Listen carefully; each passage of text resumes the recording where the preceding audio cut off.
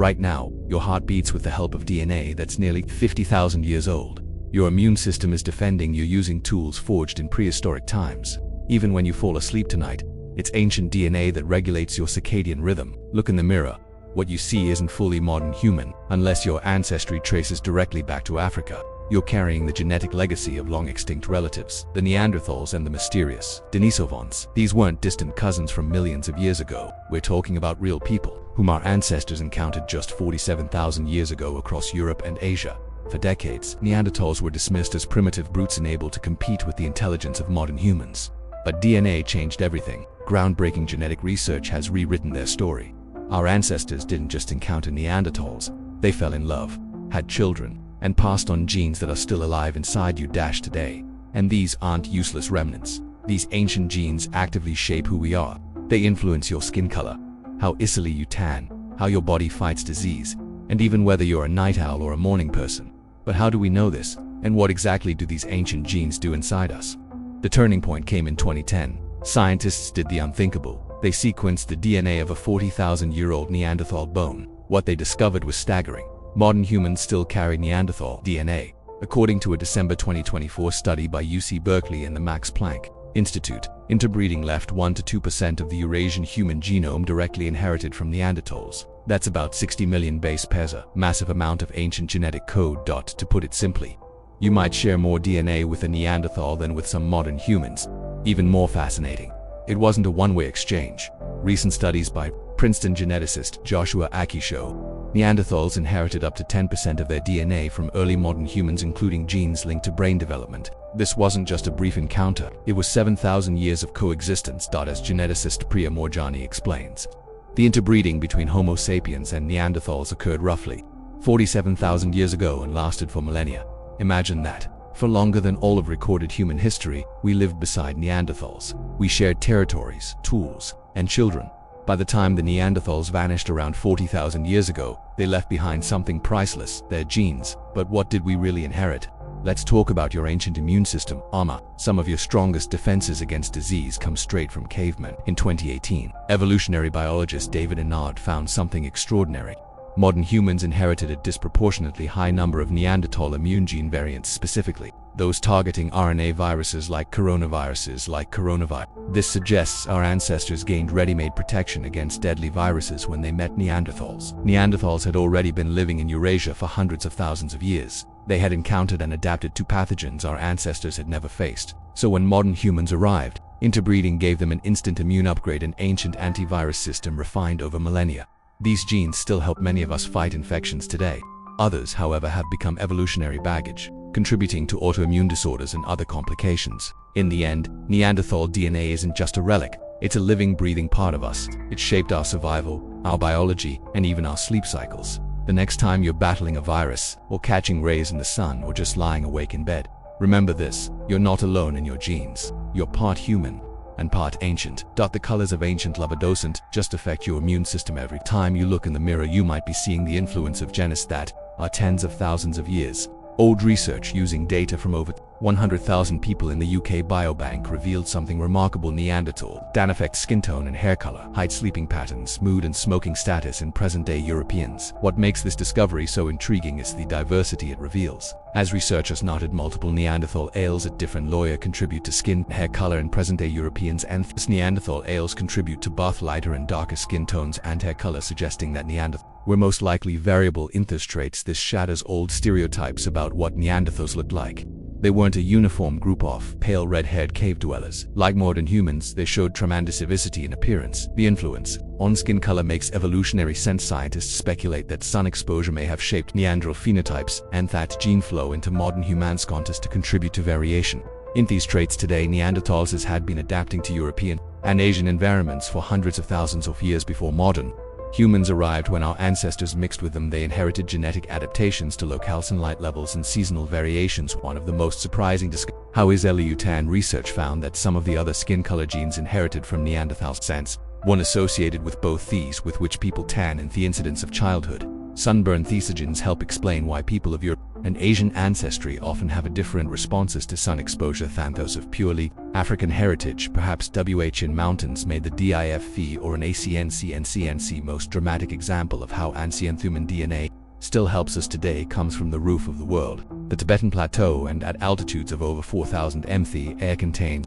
40% less oxygen than at sea level. Most people would struggle to survive. Yet Tibetans thrive. Their secret lies in their DNA, but not from Neanderthals. It comes from their cows. The mysterious Denisovans. According to research published in Nature, scientists determined that the ancestors of Tibetans and Hanchanese got gene by mating with Denis, and this gene variant helps Sherpas and other Tibetans breathe easy at high altitudes. Is the first unequivocal proof that genes from extinct humans help modern people adapt to their environment. That gene in question, EPase1, regulates how your body responds to low oxygen levels. As researcher Rasmus Nielsen explains, things to this mutation, they can cope with air that has 40% less oxygen than what most of us inhale, and they can live in a 4,000 meters high plateau where most ophers would fare poorly. When most people travel to high altitudes, their bodies compensate by producing more red blood cells. But this can backfire, making blood too thick and increasing the risk of strokes and heart problems. The Denisovan version of EPase1 prevents this overcompensation, giving Tibetans their remarkable high-altitude abilities. The genetic evidence tells an incredible story of ancient contact. The Denisovan EPase1 gene almost completely matches the one found in Tibetans, while being very different from all other humans. This gene is so unusual that it could only have come from interbreeding with Denis. What makes this story even more remarkable is that Denisovans are known only from a few bone fragments found in a Siberian cave, yet their genetic legacy lives on in ONAF, the most extreme human adaptations on Earth. The night shift, LAGOCY. Your sleep patterns might also carry an ancient signature.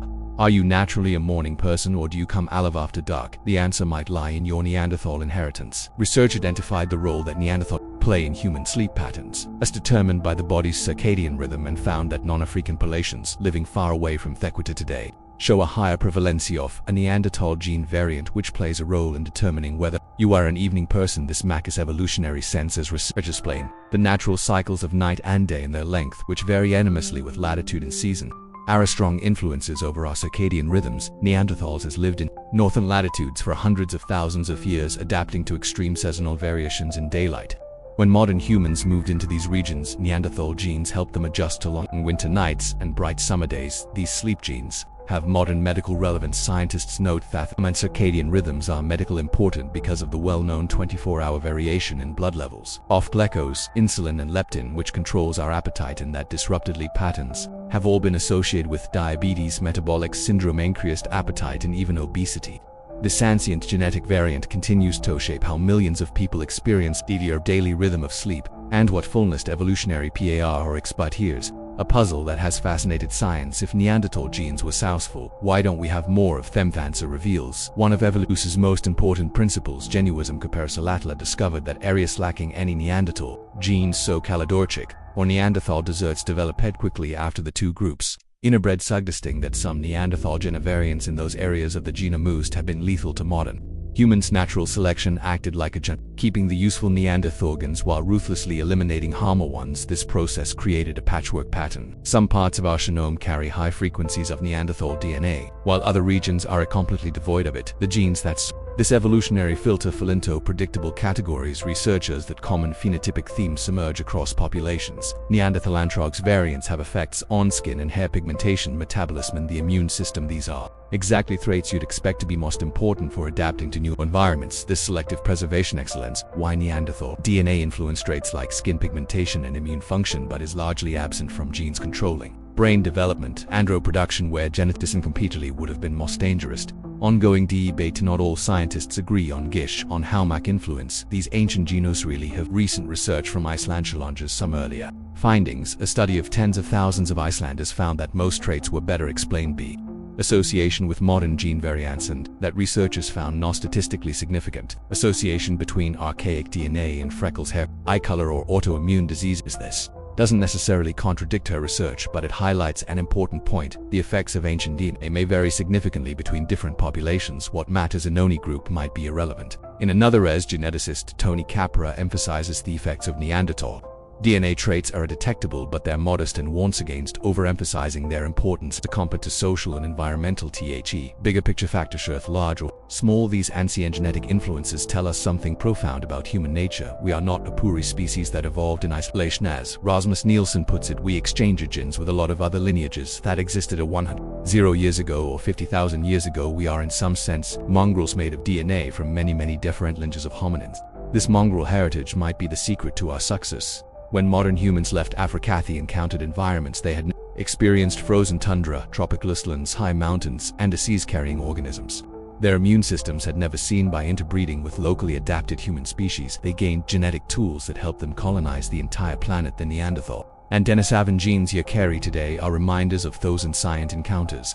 They represent love stories written in DNA survival strategies passed down through millennia. The complex evolutionary dance that made us who we are. Every time your system fights off a virus, every time you adapt to a new sleep schedule, every time you tan in the summer sun, you are experiencing the legacy of human who lived and loved tens of thousands of years ago. The Neanderthal and Denisovan in your genome isn't ancient history, it's a living, breathing part of your biology. These discoveries have fundamentally changed how we understand HumanEvolution. We're not the sole survivors of evolutionary competition, we're the inheritors of a genetic that spanned continents in millennia. As recent research confirms, most Africans today inherit 1–2% ancestry from Neanderthals, making useful carrying members of this ancient genetic library.